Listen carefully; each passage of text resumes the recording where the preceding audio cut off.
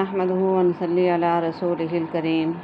اما بعد فاعوذ بالله من الشيطان الرجيم بسم الله الرحمن الرحيم يا حي يا قيوم برحمتك استغيث اللهم صل وسلم وبارك على سيدنا ونبينا محمد وعلى آله وصحبه أجمعين رب اشرح لي صدري ويسر لي أمري واحلل عقدة من لساني يفقهوا قولي رب يسر ولا تعسر وتمم بالخير وبك نستعين اللهم إني أعوذ بك من علم لا ينفع ومن قلب لا يخشع ومن نفس لا تشبع ومن دعوة لا يستجاب لها۔ السلام علیکم ورحمۃ اللہ وبرکاتہ۔ امید ہے کہ آپ حضرات خیریت سے ہوں گے۔ سبق کی کامیابی پر آپ حضرات کی تہہ دل سے ممنون و مشکور ہوں۔ آپ حضرات جس محبت اور خلوص سے سبق سنتے ہیں، یہ بابرکت ساعتیں ہیں۔ گزرے ہوئے ایام اللہ قبول فرمائے اور بقیہ ایام کی صحیح معنی میں قدر دانی کی توفیق نصیب فرمائے، آمین۔ آج انشاءاللہ سورہ بقرہ کے آیت نمبر 282 سے 283 تک اس کا ترجمہ اور اس کی تفسیر پڑھیں گے۔ تو آئیں شروع کرتے ہیں۔ پہلے ترجمہ ہوگا پھر تفسیر۔ اعوذ باللہ من الشیطان الرجیم، بسم اللہ الرحمن الرحیم۔ يا أيها الذين آمنوا إذا تداينتم بدين إلى أجل مسمى فاكتبوه وليكتب بينكم كاتب بالعدل ولا يأب كاتب أن يكتب كما علمه الله فليكتب وليملل الذي عليه الحق وليتق الله ربه ولا يبخس منه شيئا فإن كان الذي عليه الحق سفيا أو ضعيفا أو لا يستطيع أن يمل فليملل وليه بالعدل واستشهدوا شهدين من رجالكم فإن لم يكونا رجلين فرجل وامرأتان ممن ترضون من الشهداء أن تضل إحداهما فتذكر إحداهما الأخرى ولا يأبى الشهداء إذا ما دعوا ولا تسأموا أن تكتبوه صغيرا أو كبيرا إلى أجله ذلكم أقسط عند الله وأقوم للشهادة وأدنى ألا ترتابوا إلا أن تكون تجارة حاضرة تديرونها بينكم فليس عليكم جناح ألا تكتبوها وأشهدوا إذا تبايعتم ولا يضار كاتب ولا شهيد وَإِن تَفْعَلُوا فَإِنَّهُ فُسُوقٌ بِكُمْ وَاتَّقُوا اللَّهَ وَيُعَلِّمُكُمُ اللَّهُ وَاللَّهُ بِكُلِّ شَيْءٍ عَلِيمٌ وَإِن كُنتُمْ عَلَى سَفَرٍ وَلَن تَجِدُوا كَاتِبًا فَرِهَانٌ مَّقْبُوضَةٌ فإن أمن بعضكم بعضا فليؤد الذي اؤتمن أمانته وليتق الله ربه ولا تكتموا الشهادة ومن يكتمها فإنه آثم قلبه والله بما تعملون عليم۔ صدق اللہ العظیم۔ اب ترجمہ دیکھتے ہیں۔ بسم اللہ الرحمن الرحیم، شروع اللہ کے نام سے جو بڑا مہربان نہایت رحم والا ہے۔ یا ایھا الذین آمنوا، اے ایمان والو، اذا تداینتم بدین، جب تم آپس میں معاملہ کرو ادھار کا، الی اجل مسمى فاکتبوہ، تو کسی وقت مقرر تک تو اس کو لکھ لیا کرو، ولیکتب بینکم، اور چاہے کہ لکھ دے تمہارے درمیان، کاتب بالعدل، کوئی لکھنے والا انصاف سے، ولا یأبی کاتب ان یکتب، اور انکار نہ کرے لکھنے والا اس سے کہ لکھ دے وے، کما علمہ اللہ فلیکتب، جیسا کہ سکھایا اس کو اللہ نے سو اس کو چاہیے کہ لکھ دے،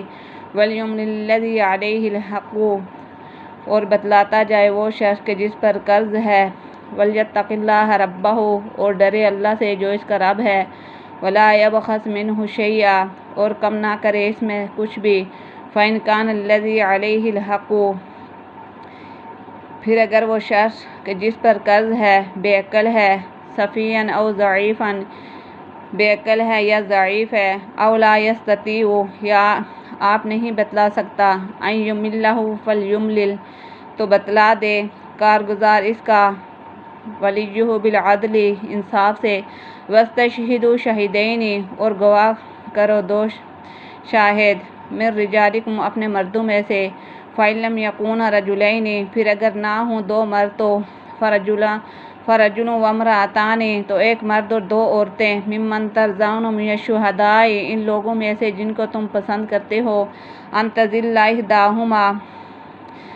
گواہ ہوں تاکہ اگر بھول جائیں ایک ان میں سے، فتذکر احداہما الاخری، تو یاد دلائے اس کو دوسری، ولا یأبی الشہداء اذا ما دعوا، اور انکار نہ کرے گواہ جس وقت بلائے جائیں، ولا تسأموا ان تکتبوہ، اور کائلی نہ کرو اس کے لکھنے سے، صغیرا چھوٹا، او کبیرا چھوٹا ہو معاملہ یا بڑا، الی اجل، اس کی میعاد تک، ذالکم اقسط عند اللہ، اس میں پورا انصاف ہے اللہ کے نزدیک، واقوم للشہادۃ، اور بہت درست رکھنے والا، وادنی اللہ ترتابوا، گواہی کو، اللہ ترتابوا، اور نزدیک ہے کہ شبہ میں نہ پڑو، الا ان تکون تجارۃ، مگر یہ کہ سودا ہو ہاتھوں ہاتھ سے، تدیرونھا بینکم، لینے دیتے ہو اس کو آپس میں، بینکم فلیس علیکم جناح، آپس میں تو تم پر کچھ گناہ نہیں، اللہ تکتبوہا، اگر اس کو نہ لکھو، واشہدوا اذا تبایعتم، اور گواہ کر لیا کرو جب تم سودا کرو، ولا یضار کاتب ولا شہید، اور نقصان نہ کرے لکھنے والا اور نہ گواہ، وان تفعلوا فانہ فسوق بکم، اور اگر ایسا کرو تو یہ گناہ کی بات ہے تمہارے اندر، واتقوا اللہ، اور ڈرتے رہو اللہ سے، ویعلمکم اللہ، اور اللہ تم کو سکھلاتا ہے، واللہ بکل شیء علیم، اور اللہ ہر ایک چیز کو جانتا ہے، وَإِن كُنتُمْ عَلَىٰ سَفَرٍ، اور اگر تم سفر میں ہو، وَلَمْ تَجِدُوا كَاتِبًا، اور نہ پاؤ کوئی لکھنے والا، فَرِحَانٌ مَقْبُوضَةٌ، تو گرد ہاتھ میں رکھنی چاہیے، فَإِنْ أَمِنَ بَعْضُكُمْ، پھر اگر اعتبار کرے ایک دوسرے کا، فَلْيُؤَدِّ الَّذِي اؤْتُمِنَ، تو چاہے کہ پورا کرے وہ شخص کہ جس پر اعتبار کیا، امانتہ، اپنی امانت کو، وَلْيَتَّقِ اللَّهَ رَبَّهُ، اور ڈرتا ہے اللہ سے جو رب ہے اس کا، وَلَا تَكْتُمُوا الشَّهَادَةَ، اور مت چھپاؤ گواہی کو، وَمَن يَكْتُمْهَا فَإِنَّهُ آثِمٌ قَلْبُهُ، جو شخص اس کو چھپائے تو بے شک گناہگار ہے دل اس کا، واللہ بما تعملون علیم، اور اللہ تمہارے کاموں کو خوب جانتا ہے۔ اب اس کی تفسیر دیکھتے ہیں۔ اے ایمان والو، جب معاملہ کرنے لگو ادار کا، ہوا دام ادار ہوں یا جو چیز خریدنا ہے وہ ادار ہو، جیسے بیع سلم میں ایک میعاد معین تک، تو اس کی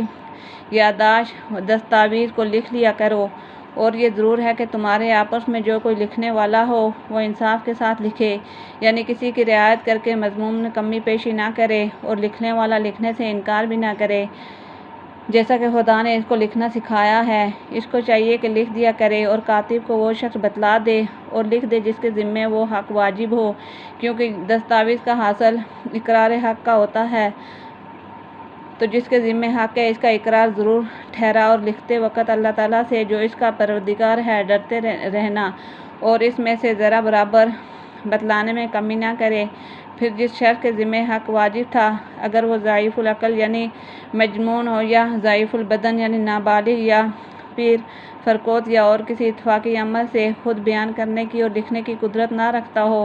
مثلاً گونگا ہو اور لکھنے والا اس کا اشارہ بھی نہیں سمجھتا، یا مثلاً دوسرے ممالک کا رہنے والا ہے اور زبان غیر رکھتا ہے اور لکھنے والا اس کی بولی نہیں سمجھتا، تو ایسی حالت میں اس کا کارکن ٹھیک طور پر لکھوا دے، اور 2 شخصوں کو اپنے مردوں میں سے گواہ بھی کر لیا کرے، اور شرعاً اصل مدار ثبوت دعوے کا یہی گواہ ہیں، گو دستاویز نہ ہو، اور خالی دستاویز بدون گواہوں کے ایسے معاملات میں حجت اور معتبر نہیں، دستاویز لکھنا صرف یادداشت کی آسانی کے لیے رہے، اس کا مضمون دیکھ کر اور سن کر طبعی طور پر اکثر تمام واقعہ یاد آ جاتا ہے، جیسے عنقریب قرآن ہی میں آتا ہے، پھر اگر وہ 2 گواہ مرد میسر نہ ہوں تو 1 مرد اور 2 عورتیں گواہ بنا لی جائیں، ایسے گواہوں میں سے جن کو تم ان کے معتبر ہونے کی وجہ سے پسند کرتے ہو، اور 1 مرد کی جگہ 2 عورتیں اس لیے تجویز کی جائیں تاکہ ان دونوں عورتوں میں سے کوئی ایک بھی شہادت کے کسی حصے کو ہوا ذہن میں یا شہادت کے وقت بیان کرنے سے بھول جائے تو ایک دوسرے اس کو یاد دلا دے۔ اللہ پاک ہم سب کو قرآن پاک صحیح طرح پڑھنے، سیکھنے، سمجھنے اور عمل کرنے کی توفیق عطا فرمائے۔ وآخر دعوانا ان الحمد للہ رب العالمین۔